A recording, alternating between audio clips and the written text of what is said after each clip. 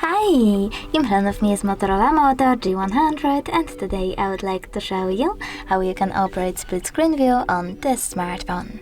First of all, select an app like Play Store, then click Home button and tap on the square one.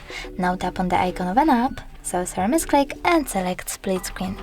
Then pick one of your other apps by clicking on the best one. I will go with Messages, and as you can see, now I can use both of my apps at the same time. If you wish to go back from this mode, drag the first app upwards and tap Home button. Thanks so much for watching. If you enjoyed this video, leave a like, comment and don't forget to subscribe. Bye!